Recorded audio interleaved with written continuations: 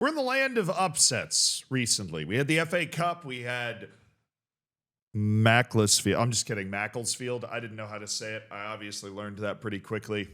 Sorry, I don't know how to pronounce every team in the English 6th division. I'm working on it. It's a learned skill.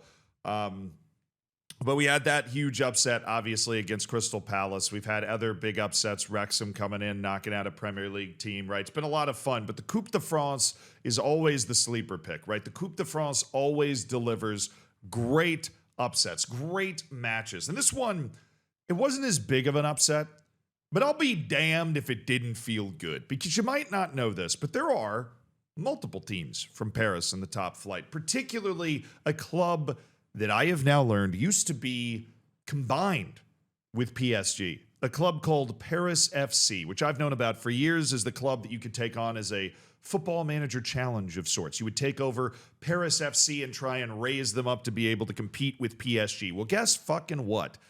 They're kind of doing it in real life.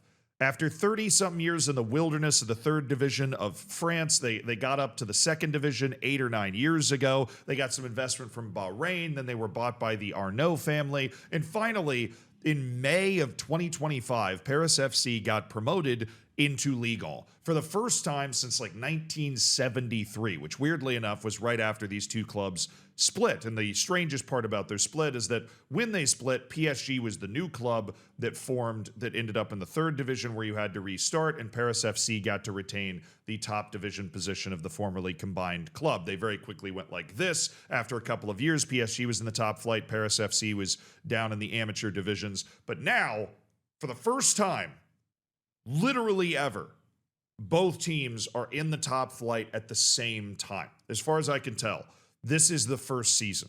But of course, the Coupe de France has nothing to do with that. What is interesting is how close these stadiums are.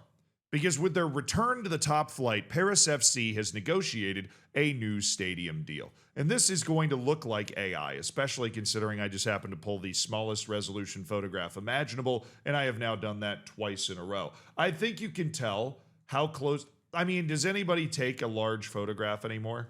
This is unbelievable. Thank you.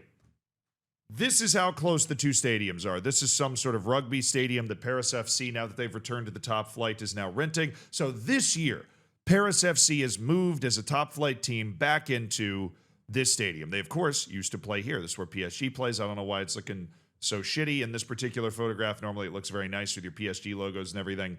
That's where Paris FC used to play. When they got relegated down to the amateur divisions and PSG came up, they took the stadium, and now Paris FC has moved into this stadium 44 meters away. It is the closest top flight derby in Europe. I feel like I don't even need to look that up. It's virtually impossible to get two stadiums that are closer together, right? This is literally a stone's throw, especially for an American that grows up with the ability to throw overhand, right? Like this is a stone's throw. Also, Zealand history fact of the day. Do you know why F1 grenades were shaped the way that they were? That's because during the World Wars, the United States created grenades that their infantry would be able to throw very effectively. They made them like baseballs because everybody grew up playing baseball. And so, if the grenade was shaped like a baseball, American infantrymen would be able to throw it more effectively. If you look at German grenades from the same time period, they're actually like a long stick that were harder to throw long distances. So, kind of fun. So you could throw an F1 grenade from one of these stadiums to the other. I wouldn't recommend it. You'd probably be arrested, but you could.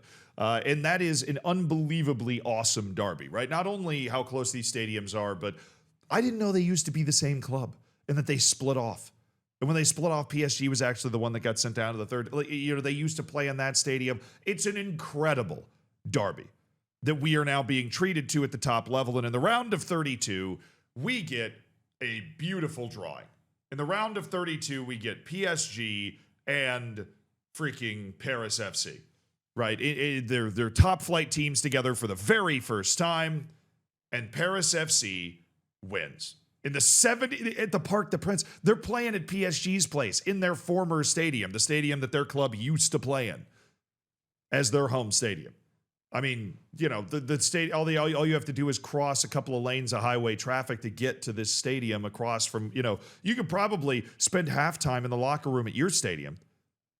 And then you could definitely spend the pregame in the locker room at your stadium just to feel a little more comfortable and then come on over. As long as they leave the gate open at the back, you could just walk on over. Go over there for halftime. You get the orange slices aren't poisoned by PSG. You're going to be fine. And they came back after that halftime. And in the 74th minute, Jonathan Ikone, who, just one more thing to illustrate how close these teams are. Jonathan Ikone, the former youth academy player at PSG, came out of the PSG academy, gets a through ball, nasty touch, excellent 1-2 finish. 74th minute, Paris FC scores. I can imagine the PSG fans had a completely reasonable reaction to this goal. They are renowned. Obviously, they are famous for their reasonable reactions to losing matches. But this is like the first time this has happened. The reason to point this out is, even though it is a derby, even though these two teams are so close together, this has never happened. Paris FC beating PSG. I will say, upon further investigation, apparently they'd played in the top flight briefly in 1990, so I guess Paris FC made their way up before plummeting back down the divisions again. But this is the first, as far as I can find, official win for Paris FC over PSG ever.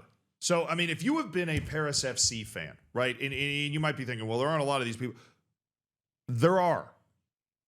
Maybe not from 1972, but there are at least a few of them, right? You've been a Paris FC fan since way back then. You've never been able to beat PSG. Well, Paris FC has now gotten all the way back up to the top division. They're playing across the street. They're playing in the big time again.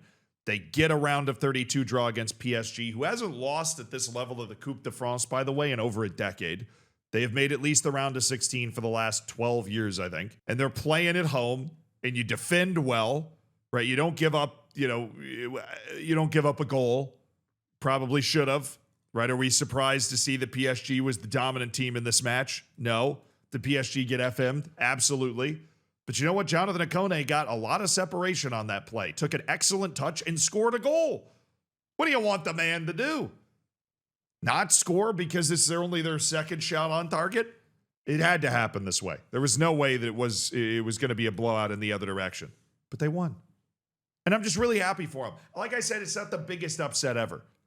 But for those Paris FC fans that have just been they have hitched their horse to they have hitched their wagon to a dead horse, really, for most of its history. They're having an all-time moment. To be able to do this, and now, hell, you're in the last 16 of the Coupe de France. Why not believe that you can become the champions of France through the Coupe de France at this point? You've already knocked out the best team. I mean, Lens is dangerous. I don't know if Lens is still alive. They're technically top of the league at the moment. But this is just a wonderful little moment from the world's closest derby, where the little brother, the Manchester City to PSG's Manchester United for most of the history of that rivalry, actually managed to pop up and win a big match and beat PSG for the first time, as far as anybody seems to be able to find. Good for them. Congrats, Paris FC.